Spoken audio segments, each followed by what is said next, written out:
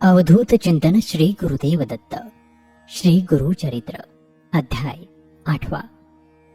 या अध्यायाच्या पठन अथवा श्रवण केल्याने बुद्धिमांद्य नाहीशी होते आणि विवाह कार्य सुलभ होते. अध्यायाला सुरुवात करूयात. नामधारक सिद्धमुनींना म्हणाला, आपण मला गोकर्ण महात्म्य सांगितले. श्रीगुरु श्रीपाद तेथे किती दिवस राहिले, त्यानंतर काय झाले ते ऐकण्याची मला फार इच्छा आहे. त्याविषयी मला कृपया सविस्तर सांगा. श्री गुरुचरित्र ऐकताना मला अतिशय आनंद होत आहे. नामधारकाने अशी विनंती केली तेव्हा सिद्धमुनी आनंदित झाले आणि ते म्हणाले, आता तू लक्षपूर्वक ऐक. श्री गुरु श्रीपाद यती गोकर्ण क्षेत्री 3 वर्ष गुप्तपणे राहिले. त्यानंतर ते श्रीशैल पर्वतावर गेले.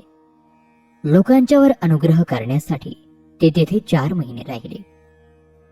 त्यानंतर ते कृष्णा गोदा नद्यांच्या संगमावर असलेल्या कुरोपुराला गेले. कुरोपूर हे महाक्षेत्र आहे. त्याचे महात्म्य फार मोठे आहे. जे लोक तेथे राहून उपासना करतात त्यांना सर्व प्रकारची सुखे प्राप्त होतात. त्यांचे मनोरथ सिद्धीला जातात. श्रीपाद येथे तिथे राहत असताना असंख्य लोक त्यांच्या दर्शनासाठी येऊ लागले. श्रीपादांनी अनेक लीला करून असंख्य लोकांची संकटे दूर केली. त्या सर्वच लीला सांगू लागलो तर कथाविस्तार फार मोठा होईल.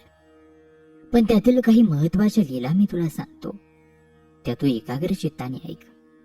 त्या कुरोपुर क्षेत्रामध्ये वेदशास्त्र संपन्न असा एक ब्राह्मण राहत होता. त्याच्या पत्नीचे नाव अंबिका. अंबिका ही स्त्री अत्यंत सात्विक, धर्मपरायण, व्रतवैकल्य केलेली. पण त्याचा काहीही उपयोग झाला नाही, कारण तिला संसारामध्ये एक मोठे दुःख होते. तिला पुत्र होत असत पण ते जगत नसत. तिने अनेक तीर्थयात्रा केल्या, व्रत केले, पण त्याचा म्हणावा तसा उपयोग झाला नाही. पुढे अनेक वर्षांच्या उपासनेने तिला एक पुत्र झाला, परंतु दुर्दैवाने तो मंदबुद्धीचा झाला. त्याला कशातही गती नव्हती. त्याची मुंज करण्यामध्ये आली, पण त्याचाही काही उपयोग झाला नाही.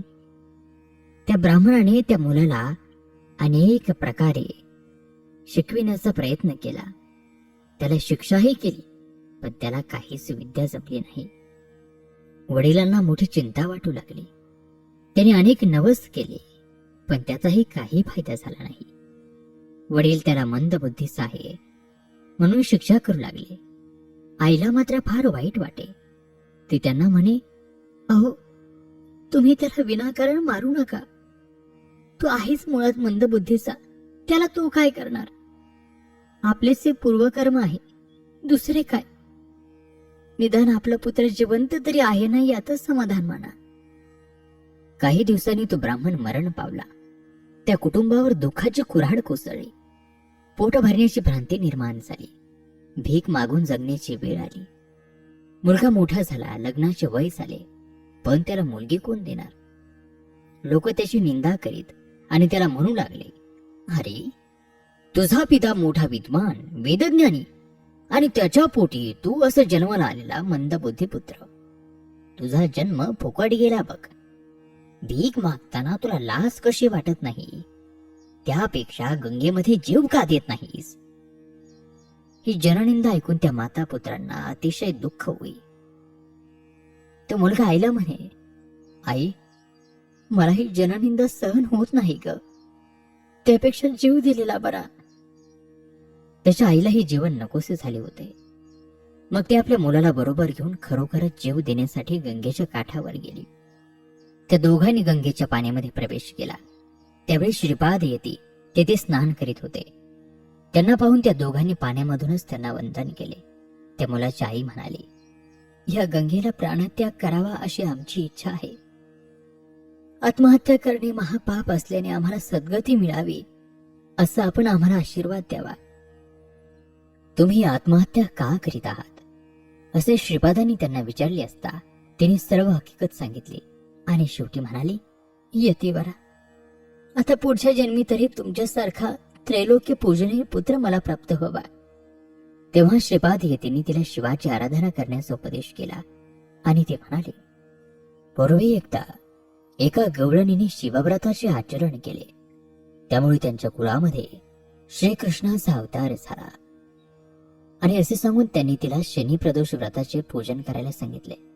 मग त्यांनी उज्जैनी नगरातील एक प्राचीन कथा सांगितली. श्रीपाद म्हणाले, ही कथा एका उज्जैनी नगरातील आहे. एकदा त्या नगरामध्ये एक मोठी अद्भुत घटना घडली. त्या नगरामध्ये चंद्रसेन नावाचा एक धर्मशील राजा होता. मणिभद्र नावाचा त्याचा मित्र होता. तो भगवान शिवांची उपासना करीत असे. त्यांच्या भक्तीने प्रसन्न झालेल्या भगवान शिवांनी त्याला एक अद्भुत आणि तेजस्वी मणी दिला. जणू काही चिंतामणीच तो. जे चिंतावे ते त्या मण्याच्या प्रभावाने प्राप्त होत असे. असा तो अद्भुत मणी मणिभद्र गळ्यामध्ये धारण करीत असे. इंद्रसेन आणि मणिभद्र मित्र असल्यामुळे इंद्रसेनही तो मणी गळ्यामध्ये धारण करीत असे. तो अद्भुत मणी आपल्याला मिळावा असे अनेकांना वाटे. अनेक राजांनी तो मणी विकत मागितला, पण इंद्रसेनाने त्याला साफ नकार दिला. त्याने तो मणी अगदी गुप्त ठिकाणी सुरक्षित ठेवला. इंद्रसेन तो मणी बऱ्या बोलाने देत नाही हे पाहून अनेक राजे लोकांनी युद्ध करून तो मणी हिरावून घेण्याची धमकी दिली. पण इंद्रसेनाने त्या धमकीला जुमानले नाही. मग इतर राजांनी सैन्यासह उज्जैनीवर स्वारी केली आणि नगराला वेढा घातला. त्या दिवशी शनिवार त्रयोदशी होती. संध्याकाळी तो निश्चिंत मानाने भगवान शंकरांची पूजा करायला बसला. मोठ्या थाटामध्ये पूजा चालू होती. राजा इंद्रसेन महाबळेश्वर शिवलिंगाची अगदी शांत चित्ताने पूजा करीत होता. त्याचवेळी काही गवळणी आपल्या मुलांना घेऊन मंदिरात चाललेली ती पूजा पाहून आपणही अशीच पूजा करूया असे म्हणून गवळ्यांच्या मुलांनी मोकळ्या जागेत दगड मांडून शिवलिंग मंदिर, खांब, पाने, फुले, बेलवपत्रे इत्यादी सगळं काही दगडांचेच कल्पून लुटूपुटूची शिवपूजा सुरू केली. काही वेळाने गवळणी परत गेल्या. थोड्या वेळाने त्या परत आल्या आणि आपापल्या मुलांना भोजनासाठी म्हणून घरी घेऊन गेल्या. परंतु एक मुलगा मात्र पूजा टाकून गेलाच नाही. तो पूजा करण्यामध्ये गढून गेला होता. डोळे मिटून शिवध्यान करीत होता. त्याची आई परत आली. ती आपल्या मुलाला रागारागाने घराकडे ओढत नेऊ लागली, पण तो मुलगा पूजा टाकून जायला तयार होईना. तेव्हा त्या मुलाच्या आईने रागानेच ती पूजा मोडून टाकली. त्यामुळे तो मुलगा रडू लागला, कडाबडा लोळू लागला. तेथील दगडावर डोके आपटून प्राण देण्याचा त्याने निश्चय केला.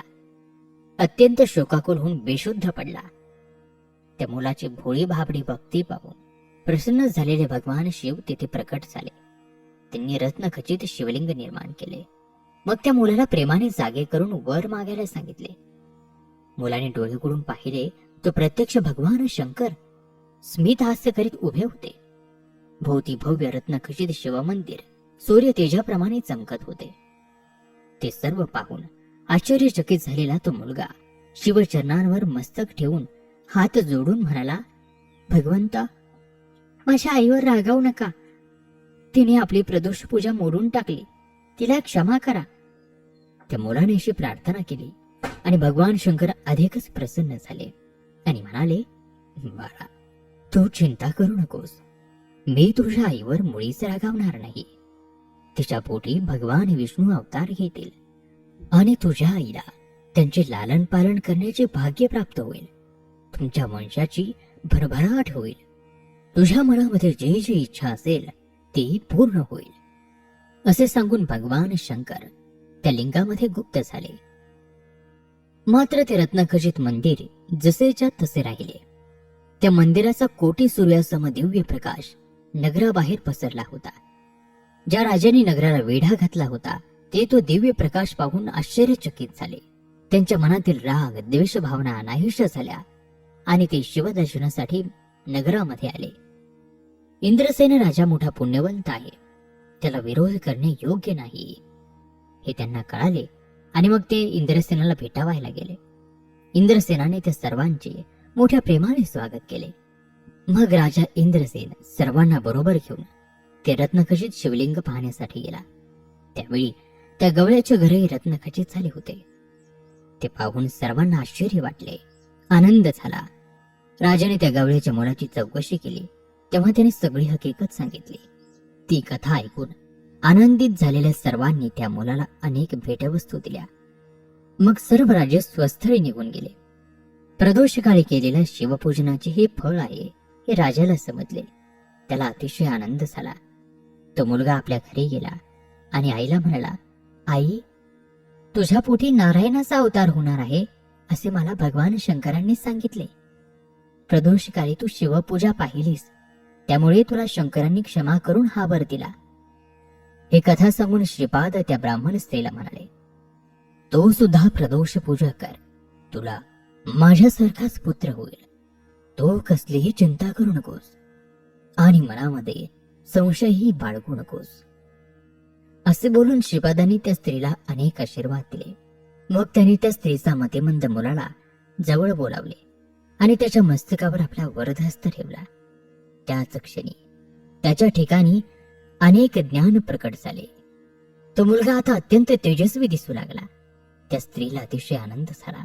ती श्रीपादांना म्हणाली, आज मला आपल्या रूपाने प्रत्यक्ष परमेश्वर भेटला. पुढील जन्मी सुद्धा मला तुमच्यासारखाच पुत्र होईल असं मला वर द्या. त्याबद्दल माझ्या मनामध्ये तिळ मात्र शंका नाही. त्या स्त्रीने श्रीपादांना प्रत्यक्ष शंकर मानून त्यांची नित्य प्रदोषकाळी पूजा करण्याचे व्रत घेतले. तिच्या पुत्राचाही पुढे विवाह झाला. त्यालाही पुत्र पौत्रादी सर्व काही प्राप्त झाले. नामधारकाला ही कथा सांगून सिद्धयुग म्हणाले, श्री गुरु असे कृपावंत आहेत. ते आपल्या भक्तांचे सर्वतोपरी रक्षण करतात. आणि श्रोतहो, याचबरोबर श्री गुरुचरित्रातील अध्याय 8 या ठिकाणी समाप्त होत आहे. उर्वरित दिव्य कथाभाग पुढील 9व्या अध्यायामध्ये. तोपर्यंत नमस्कार, धन्यवाद. श्री गुरुदेव दत्त.